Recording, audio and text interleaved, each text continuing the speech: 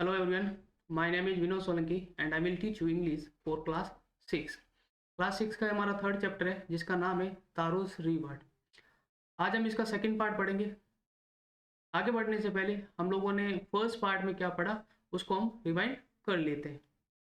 हमने पढ़ा कि एक तारो नाम का एक वफादार वुड कटर होता है, लड़का होता है जो काफ़ी मेहनती करता है और उसकी इच्छा ये है कि उनके जो माता पिता की जो भी डिमांड है, जो भी विशेष है, वो उन सभी इच्छाओं को वो पूरा करना चाहता है और ये केवल मात्र वो हार्डवर्क करके ही पूरा करना चाहता है। एक बार क्या होता है कि जब वो तीनों यानी कि तारो और तारो के जो माता पिता हैं वो अपने घर में अपनी झोपड़ी में बैठे रहते हैं। तो होता ये है कि रात होती है तो रात में क्या होता है कि जो मौसम जो है वो उस समय सर्दी का था, तो उसमें रात के टाइम में थोड़ी-सी ज़्यादा तेज़ जो है वो हवा चलने लगती है। तेज़ हवा चलने के कारण तारों के जो माता-पिता हैं उनको जो ठंड है वो ज़्यादा लगती है और तारों के जो पिता हैं वो ये अपनी इच्छा ज़ाहिर करते हैं कि काश इस ठंड में जो शेक है, शेक होता है जो पेय पदार्थ होता है, नशीला पदार्थ होता है, उसकी वो क्या करते हैं, डिमांड करते हैं कि काश अगर मुझे 1 कप ये शेक मिल जाए, तो मेरी जो ये ठंडक है वो चली जाए। यानी मेरे शरीर में मेरी ये जो पुरानी जो वर्द जो हड्डियाँ हो रखी है, कमज़ोर जो हड्डियाँ हो रखी है, उनको ताकत मिल जाए। अब ये जो इच्छा है वो तारो जो है वो पूरी उस समय कर नहीं पाता है क्योंकि इसके लिए काफ़ी पैसा चाहिए होता है और वो ये सोचता है कि वो हार्डवर्क करके, कठिन परिश्रम करके वो अपने वर्द पिता की ये जो इच्छा है वो पूरी करेगा। तो नेक्स्ट मॉर्निंग क्या होता है कि वो जल्दी से उठकर लकड़ियाँ काटने के लिए जंगल की ओर चला जाता है। वहाँ पर वो लकड़ियाँ काट रहा होता है और जो दिन है वो काफ़ी ज़्यादा हो जाता है, यानी कि दोपहर का टाइम हो जाता है और लकड़ियाँ काटते-काटते वो काफ़ी थक भी जाता है। फिर वो सुनता है कि एक झरने की आवाज़ आ रही है जो कि उसने पहले कभी नहीं देखा। तो जिस स्थान से ये झरने की आवाज़ आ रही थी, वो उस स्थान की ओर, उस डायरेक्शन की ओर वो जाता है। वहाँ जाके देखता है कि वहाँ पर एक वाटरफॉल है, एक झरना है और वहाँ पर वो जाके घुटनों के बल बैठकर उसमें से वो पानी पीने की कोशिश करता है। जब वो इसको टेस्ट करता है, तो उसको वो कुछ अलग टाइप का लगता है, यानी कि उसको पानी का जो जैसा स्वाद होता है, वैसा उसको वो लगता नहीं है। फिर उसको बार-बार वो टेस्ट करता है, तो टेस्ट करने पर वो ये पाता है, यह और कुछ नहीं, ये क्या है? पेय पदार्थ है, यानी कि वो जो नशीला पदार्थ जिसकी उसके पिता जो है वो डिमांड कर चुके हैं, वो उसी प्रकार का शेक था। वो एक घड़ा भर के वो अपने घर पर लेके आ जाता है और अपने वर्द पिता को वो पिलाता है। पिता जो है वो उसको पीते हैं। तो यहाँ तक जो था वो हमारा फर्स्ट पार्ट था। आज हम इसका जो सेकंड पार्ट है वो हम करते हैं। तो चलो स्टार्ट करते हैं हमारा आज का सेकंड पार्ट। देखिए आगे 7वां पॉइंट है, Taro quickly filled the pitchers he had with him and hurried home. यानी कि तारो को जब पता चलता है कि वहाँ पर एक फाउंटेन है, एक झरना है और वहाँ पर वो जब वो पानी पीता है, तब वहाँ पे पता चलता है कि उसको ये शेक है। तो अपने साथ वो एक पिक्चर लेके आया था, पिक्चर होता है घड़ा। तो वो घड़ा लेके आया था, उसको वो जल्दी से भरता है और फिर वो घर की ओर तेजी से चला जाता है। The old man was dilated with the shake, यानी कि जो वर्द आदमी है वो उस शेक को पीकर वो काफी प्रसन्न होता है, खुश होता है। After only one swallow of the liquid he stop shivering, यानी कि एक घूंट पीने के बाद या फिर कह सकते थोड़ा सा पीने के बाद उस पदार्थ को जो वो काँप रहा था उसका जो काँपना जो है वो बंद हो जाता है। शिवरिंग होता है काँपना। And did a little dance in the middle of the floor, यानी कि जो फ्लोर होता है, जो फर्श होता है, वहां पर वो क्या डांस करने लगता है।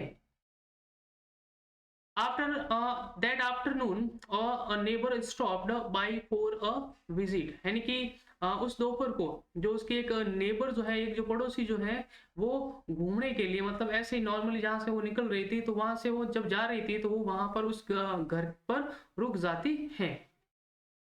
Taro's father politely offered her a cup of a shake, यानी कि जो वो नेबर थी वो और कोई नहीं लेडी थी। ये जो हर है वो लेडी के लिए यूज किया जाता है, फीमेल के लिए यूज किया जाता है।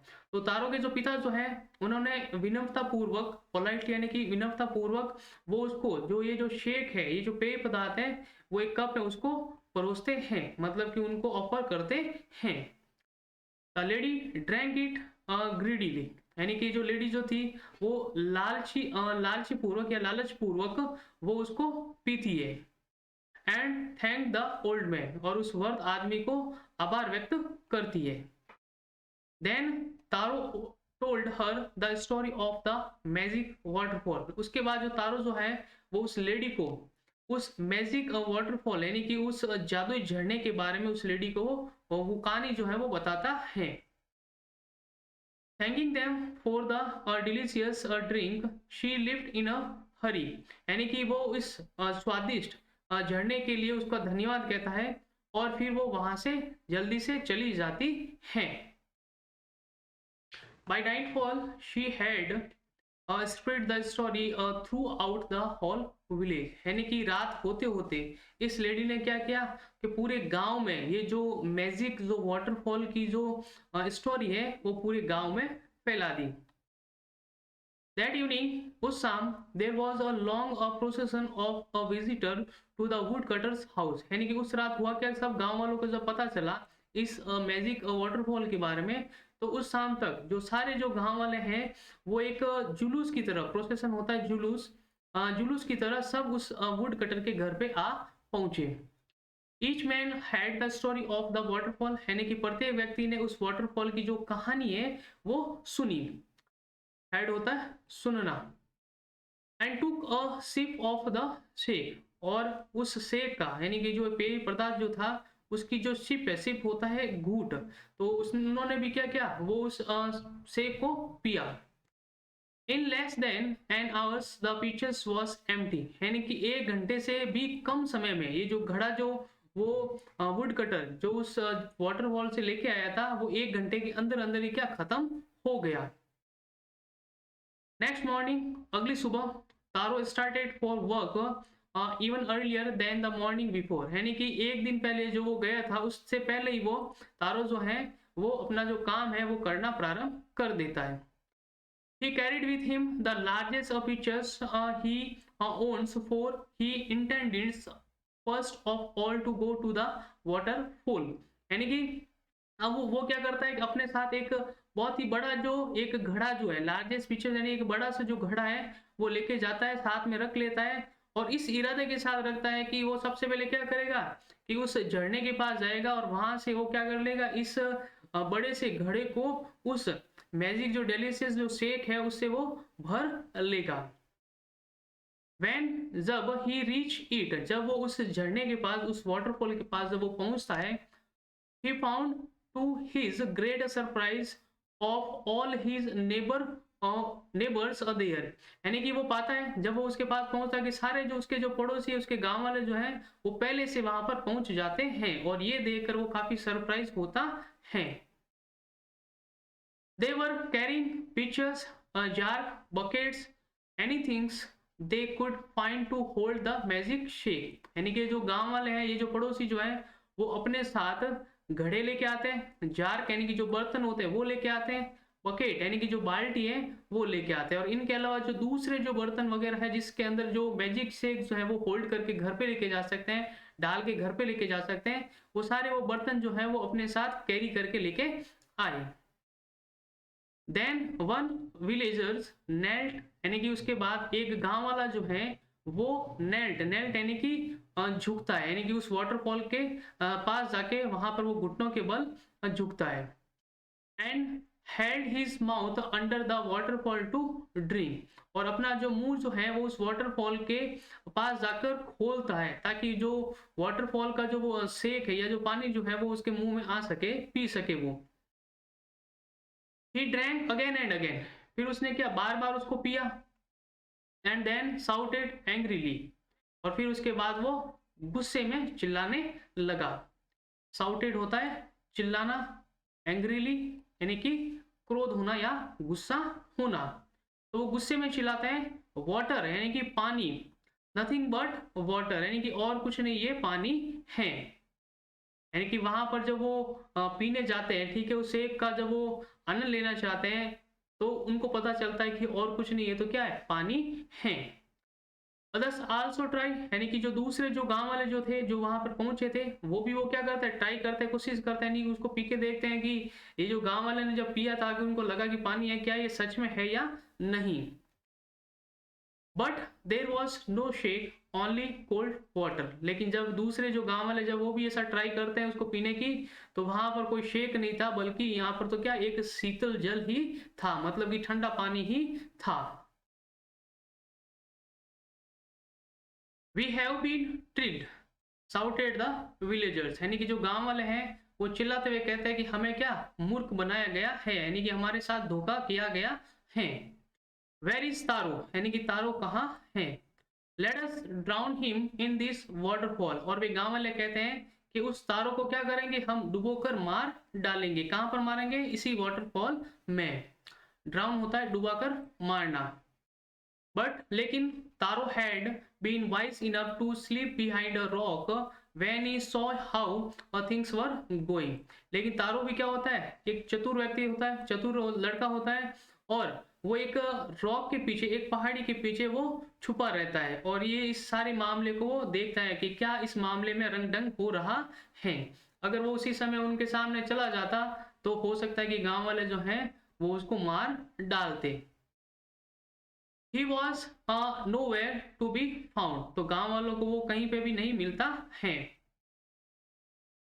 Muttering their anger and disappointment, the villagers left the place one by one। यानी कि मटरिंग होता है बुदबुदाना, यानी कि धीरे से आवाज करना, या फिर कानों में फुसफुसाना। तो लोग जो है वो गुस्से में और निराश होकर धीरे धीरे बड़बड़ाते हुए वहां से एक एक करके चले जाते हैं। Taro came out from his hiding place, और तारो जो है जहां पर वो छुपा हुआ था वहां से वो बाहर आता है। वॉज इट ट्रू, क्या यह सच है, मतलब कि वो सोचता है क्या ये सच है। ही वंडर्ड, यानी कि वो जानना चाहता था।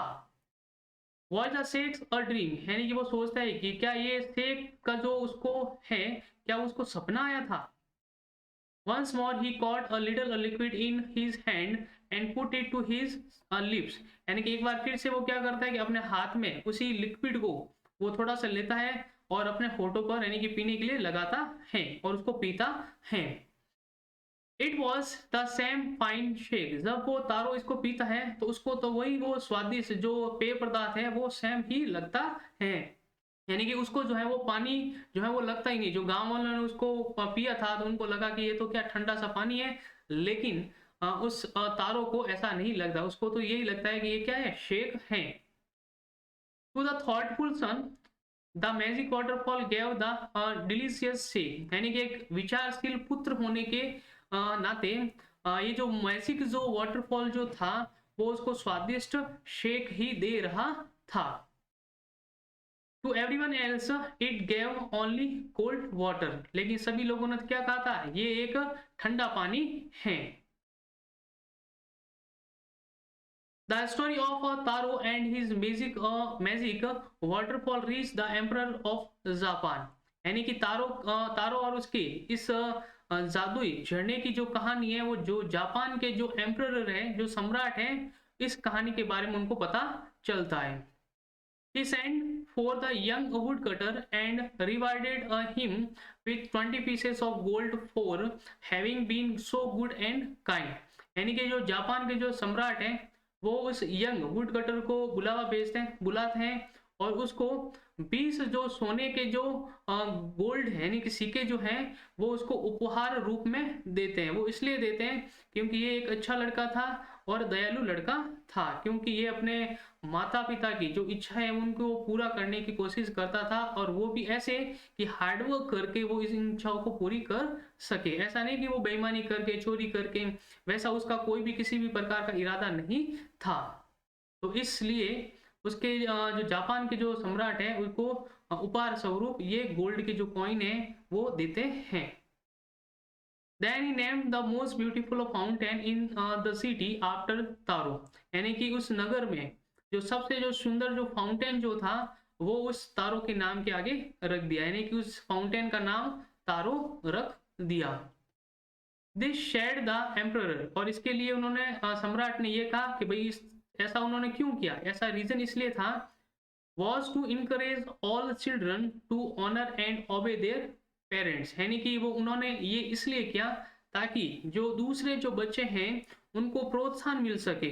इनकरेज का मतलब होता है प्रोत्साहन करना, तो दूसरे जो बच्चे हैं उनको प्रोत्साहन मिल सके कि किस प्रकार से वो अपने माता पिता की क्या करे, ऑनर करे यानी कि रेस्पेक्ट करे, ऑबे यानी कि उनका आज्ञा का पालन करे। तो स्टूडेंट ये था हमारा सेकंड पार्ट आज के इस चैप्टर का।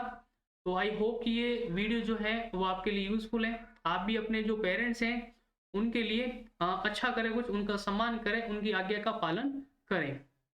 Thank you.